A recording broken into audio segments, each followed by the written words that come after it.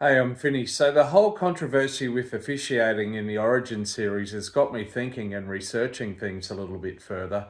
And this also coincides with the FIFA World Cup happening at the moment and the corruption in FIFA being exposed. And there's some very interesting factors that I'd just like to cover here. So Peter V'landys, who's the head of Racing New South Wales, or formerly was, basically a gambling man, who's the head of the ARLC and has been since 2019. Um, he's introduced a number of things. What's very interesting is that the six again rule that's come into rugby league came in literally the first season. V'landys was chairman of the ARLC, and within about 6 months of him becoming chairman, and there's a lack of accountability around the six again rule. There's never, or very rarely, there's just the vague reason of ruck infringement given. There's inconsistency in this. And then the use of the bunker opens up all kinds of questions and cans of worms as well. So in Origin 3, we saw that Jack Bostock's knock on, that was acknowledged by the likes of Andrew Johns and other New South Welshmen and commentators as a clear knock on, was not ruled as such. The try was not overturned. And in fact, let's go back to one of the round one of finals of the 2025 NRL season down in Canberra. The Brisbane Broncos were facing minor premiers Canberra. It went into golden point. Canberra scored a try through Jamal Fogarty that won the match. But then mysteriously it was brought back to the bunker, and in a very similar decision or situation to the Bostock knock on this week, it was ruled that Jed Stewart from the Raiders, his finger had grazed the ball and it went into a Broncos player, was deemed a knock on.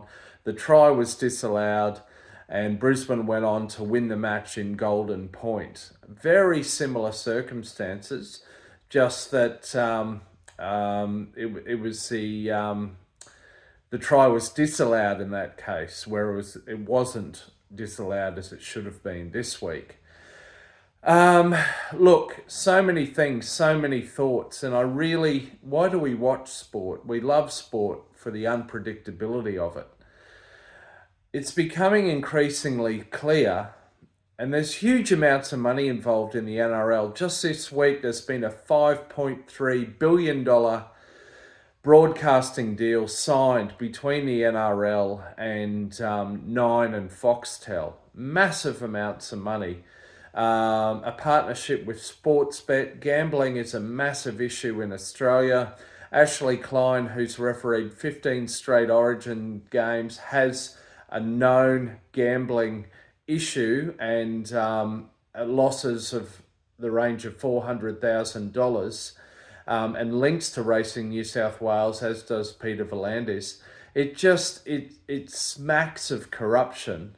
And look, it's really ruined my enthusiasm for the game. Maybe it's time to take a step back from the NRL. Maybe it's time to focus a bit more on rugby union. Rugby in Australia has its issues, but not this level of interference and apparent match fixing. Maybe it's time to watch more Queensland Cup. I don't know, but it's really sickening to me, and it's becoming increasingly blatant as to,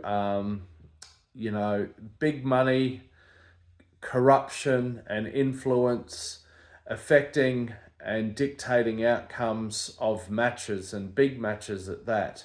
And where does it end? And, evidently a lot of Australians are just comfortable with this. They just live with it. But for me, it's just very sickening, and it's wrong, and it's really got me questioning how much I continue to follow the NRL.